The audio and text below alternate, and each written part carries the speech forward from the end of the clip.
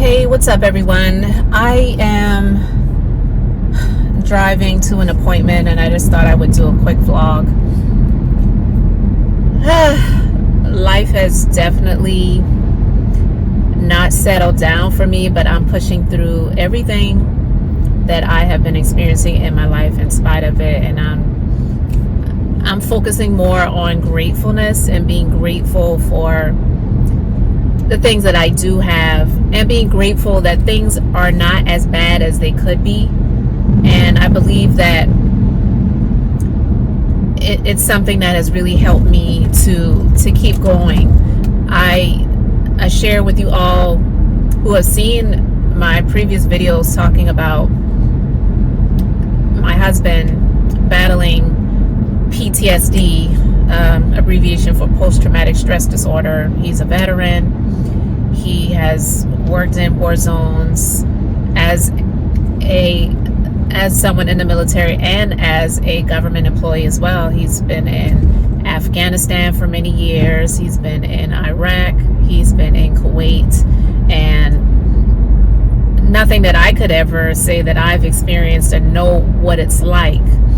And since he's been home in the States consistently for the past couple of years, it's really something that has transpired that we've seen more of since he's been here, and it has not been easy. I've made some adjustments in my life to cope and to get through things, because it's really hard when you are with someone that is dealing with pride as well, and they don't really realize that they're dealing with pride. And when you are dealing with pride, it can hinder you and block you from getting some of the help that you need, as well as some of the resources that should be available to him. He's fighting for right now and waiting for approval to get access to resources that he deserves, because he worked hard for it. And you hear so many stories about how the government doesn't really look after those who have served and who have sacrificed for the sake of what the government needed to have done, whether it's on the military side or civilian side, and I'm experiencing that right now. So a lot of the coping methods that he has used has been definitely drinking. And to see that, I'm not a big drinker myself, so to see that, and it's really hard. So I've definitely I've had a lot of moments, and I'm trying my best as I clear my throat not to cry right now, because I just don't want to do that on camera, so I wouldn't be able to speak. I don't know. I'm a very sensitive person, and to see that, and to see someone not well, and they're trying to cope, and they don't feel good. They're having nightmares. They're like, I just want to sleep and not wake up. To hear someone say that, it's like, what? It's really hard. It's really hard. And so to encourage and say, to try your best to show love, but also myself being a small business owner and having to deal with issues in business and then with people, it takes God to not have me lash out on people, because that's not even who I am. And I don't think that most people who lash out at people, that's who they are. It's just they're going through things in their life and they don't really know how to cope with it and handle it. So it really takes me having a personal relationship with God and releasing the things that I'm experiencing and viewing things differently that I go through. And I did a video recently where I was talking about how we should view going through. And so looking at things differently, of how I'm going through things, and to be positive about it, to say, you know what, I'm still here. I have a purpose. He has a purpose. and I'm going through. So I'm going to make it. And if I keep moving forward and I keep going through, I will get there. And things are going to get better. So I'm focusing on what it will be, what it can be, and not focusing on just what it is right now, right? So that is one of the things that really helps me. But as I experience the day-to-day, and in those moments of him not feeling well and him feeling like he doesn't want to be here anymore, and the nightmares walking up on him, not intentionally to startle him or whatever, but the slightest little thing can make him jump and be startled, and all of those different things. It's just it's a lot. It's a lot. So this week I had to deal with something in my business that I was looking forward to getting over with, to be quite honest with you, but having my own personal things that I'm going through right now with my loved one, dealing with PTSD, and to deal with people that are so entitled and disrespectful, people that are not honest, don't have integrity. I don't have any patience for it.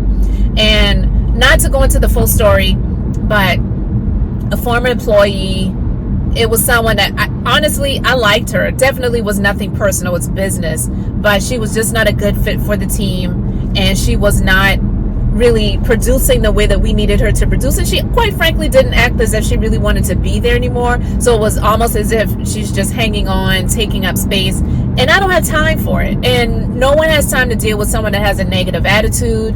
Again, we all go through things. I've shared some of the things with you all that I'm going through. I'm not taking it out on other people. So when people are going through things in their life and then they're taking it out on you, it's just not fair.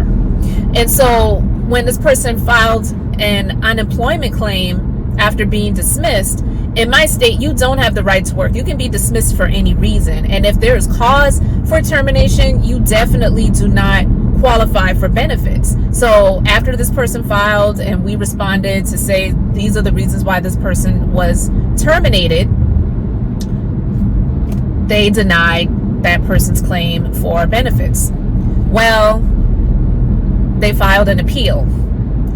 And I'm like, really? I don't want to have to deal with this, because this is such a huge waste of my time. So on my husband's birthday, which was last Wednesday, I'm having to go through files looking for, not just looking for, because we have all of the documented proof, but just stacking up proof that we could submit to the appeals board prior to the hearing, which was yesterday, so that we could have substantiated evidence to support our claim that this person was not entitled to unemployment benefits. So as my husband is dealing with depression, and on his birthday saying, I don't want to be here anymore, I love you, kissing me on the cheek and saying, you know, I love you, and wanting to walk away from me, and I'm having to push him down in the chair, hold him, pray with him, say it's going to be okay, I love you, what are you talking about? Like, just trying to keep him up and awake, right? And I'm also having to deal with getting all of this evidence together and submitting it to the appeals board before the deadline, because they could care less about my personal life. I have to do what I have to do to support my claims, to stand on the decision that was previously made. So doing all of those things, and then finally getting to the place where he's, you know, feeling a little better, and then having to focus on getting that work, and then having the appeals hearing yesterday, to hear this person, because this was all done teleconference, so it's myself, my director of operations, the hearing officer, and then this person sit and lie and say things about the business and myself that were not true. I don't know any company that says to an employee, because you have keys and access to get into the building, you're free to come and go as you please. That's never anything that any company would ever tell anyone, and I've never told anyone that. And those that work in my company now, they would reach out to me to let me know, hey, I left something, it's after hours, or, you know, I'm not scheduled to work today, is it okay if I go in there? And I'm like, sure. They gave me the respect to let me know that they're doing that. I had evidence on camera that this person came into the business location on a day that she was not working, when the business was closed, and more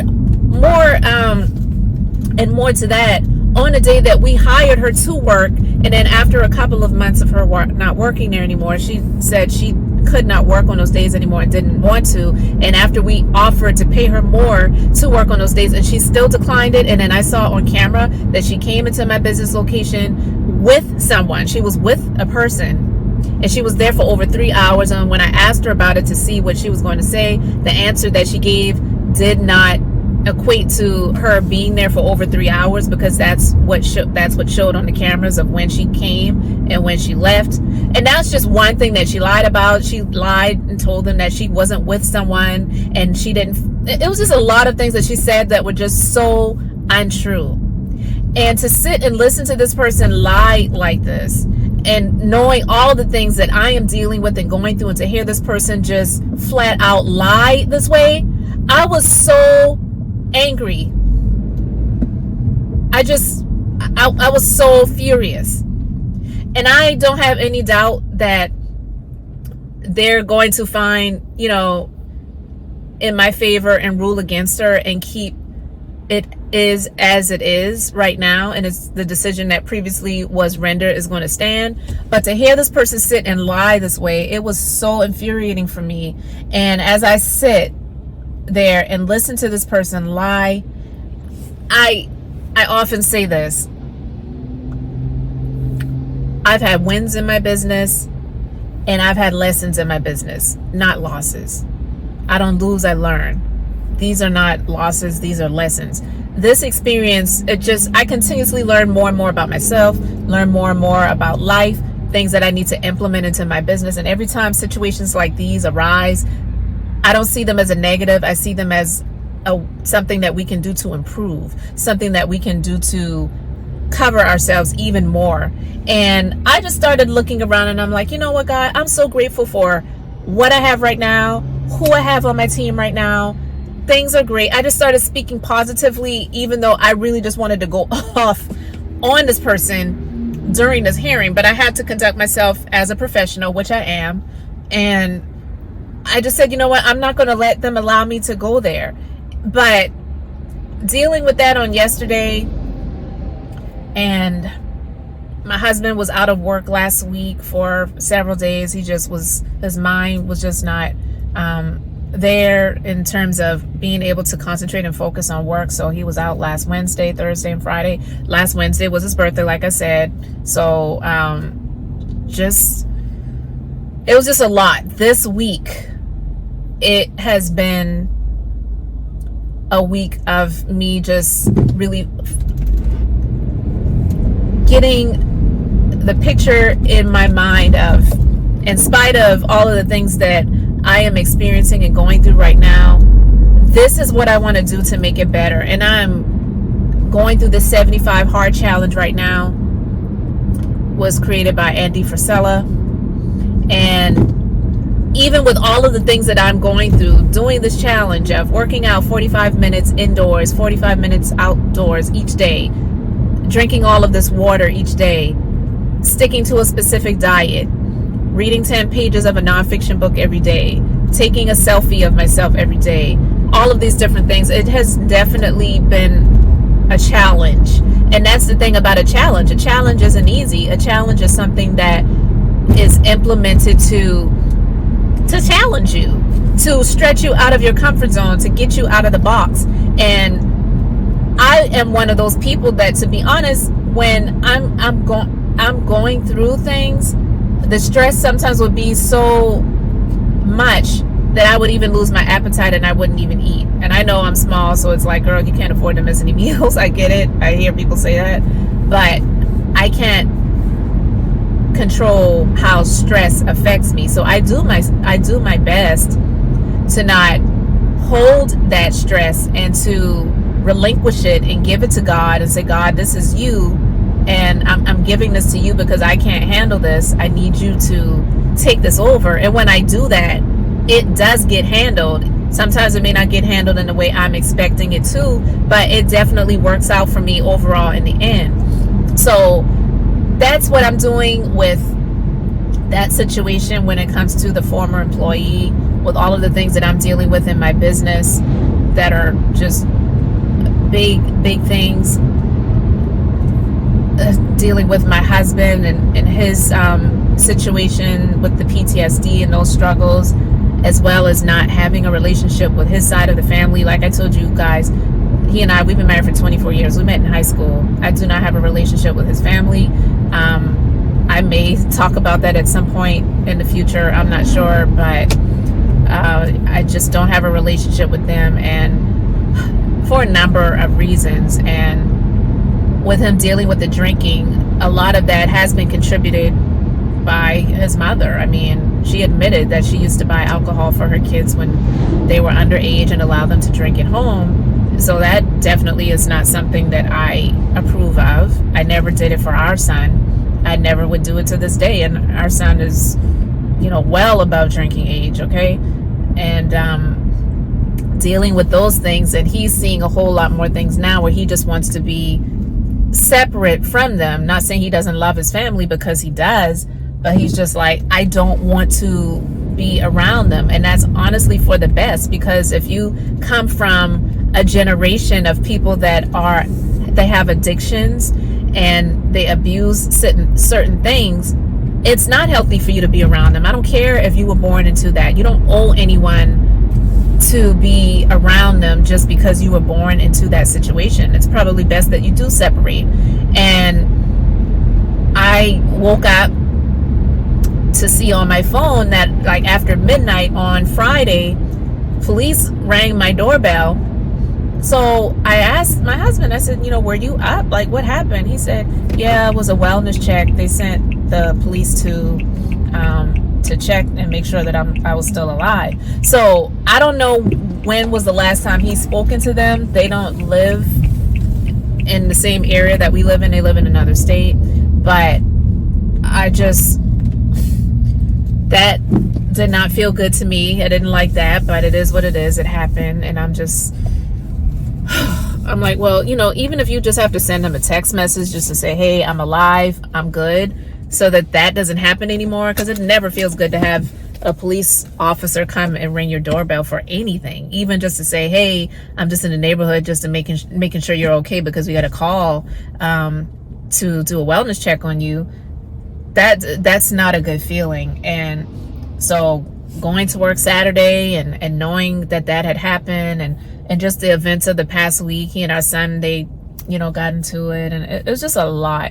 So this past week, and just the first part of this current week, it really has been a lot for me. But I'm doing my best to stay focused on greater things to come, helping my husband as much as I possibly can, staying sane in spite of the craziness that goes on, dealing with all of these alternate personalities that I have to deal with the business and former employees, and making clients happy, and making sure that the revenue is right, meeting with my accountant, and dealing with tax situations and all these other things, making sure everything's right. It's a lot. It's a lot, guys. But I'm really just venting, sharing my heart. Thought I would do this vlog as I was driving. And